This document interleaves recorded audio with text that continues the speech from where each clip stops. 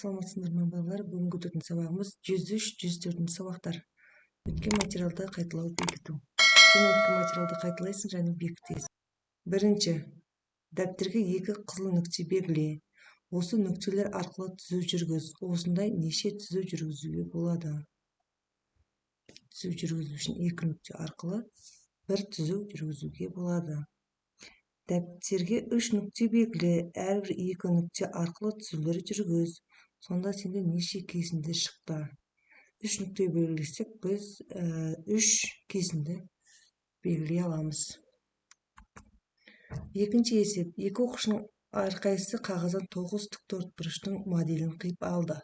Балдар неше тиктөрт буруч кыйып алды? 2 9-ду көбөйтөбүз, 2 9 18 тиктөрт буруч кыйып алды. Үчүнчү эсепте. Сандар тизбегин кур және жаз. 3-тен баштап 33-ке дейин алтыдан коса отуруп. 3 3-ке алтыны коссак 9, 9-га алтыны коссак 15, 15-ге алтыны коссак 21, 21-ге алтыны коссак 27, 27-ге алтыны коссак 33. 33-ке кеп токтойбуз, өйткөнү бизге 33-ке дейин деп тур. Келесі. 4-тен баштап 39-га дейин 7-тен коса отуруп. 4-ке 7-ни коссак 11, 11-ге 7-ни коссак 18, 18-ге 7-ни коссак 25, 25-ге 32-ни коссак 7-ни коссак 32, 32-ге 7-ни коссак 39. Келесі Б эсеп.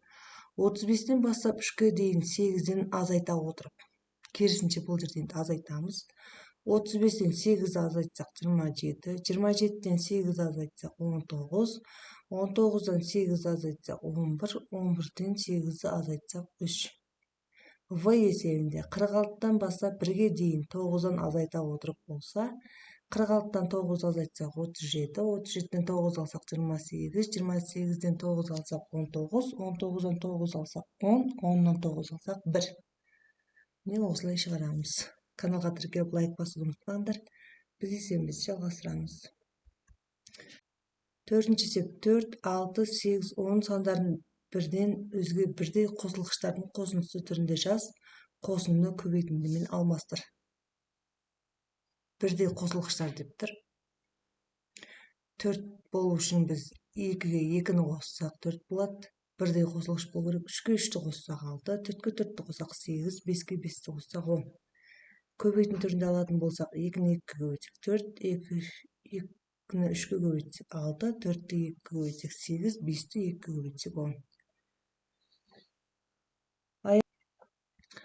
5-нчи эсепте кестелерди толтур. Көбөйткүч бөлүнгүчтөрдөн берген экен. Көбөйткүч болсо бизде экинчи көбөйткүчтү табуу үчүн көбөйтүүнүн маанин көбөйткүчкө бөлөбүз. 6 чыгады. Көбөйтүүнүн маанин көбөйткүчкө бөлөбүз. 3 чыгады. 6-ны 3-кө көбөйтөбүз. 18.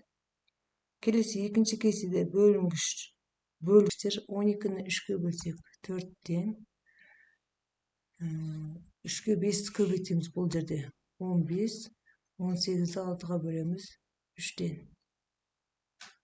Келесі 6-нчы эсепте теңдик туура болатындай этип жакшыларды кой.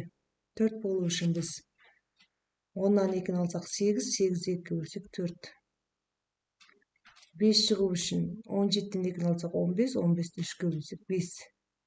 Келесі эсепте 2-ге 3-тү коссак 5, 5-ке 4-тү көбөйтсөк 20.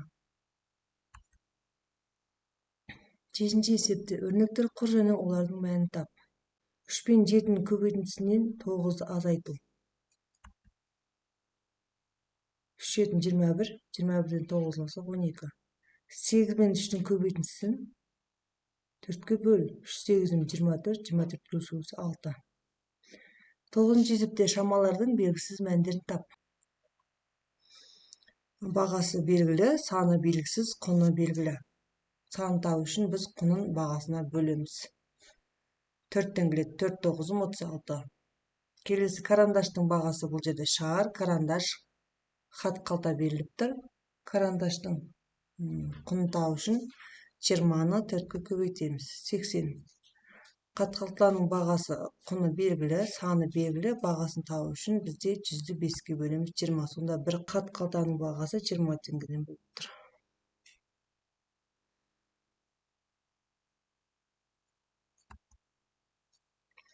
Келесі 10 есептерді шығар және салыстыр.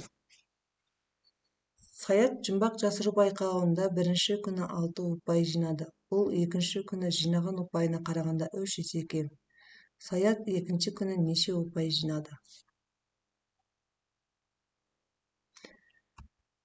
6-ны 3-ке бөлсек 18. Жауабы Саят екінші күні 18 ұпай жинады.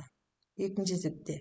Саят жұмбақ жасыру байқауында бірінші күні 6 ұпай, екінші күні одан 3 есе артық ұпай жинады. Саят екінші күні бірінші күнге қарағанда неше ұпай артық жинады дейді.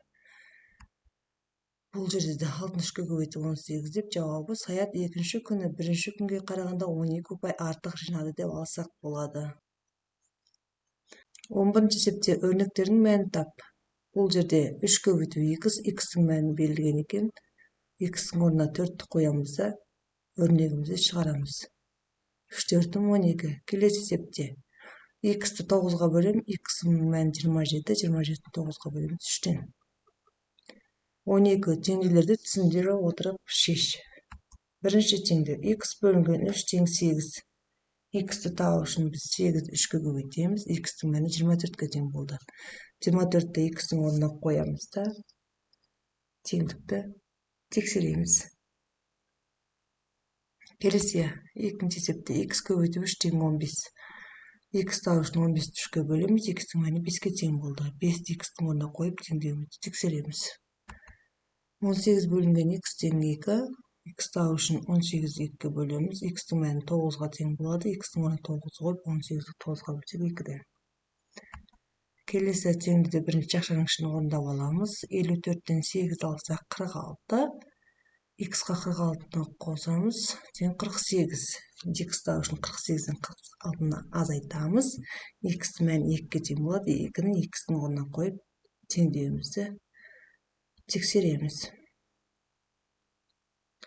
Осымен балалар бүгінгі сабағымыз аяқталды. Каналға тіркеліп лайк басуды ұмытпаңдар. Келесі сабақта кездескенше.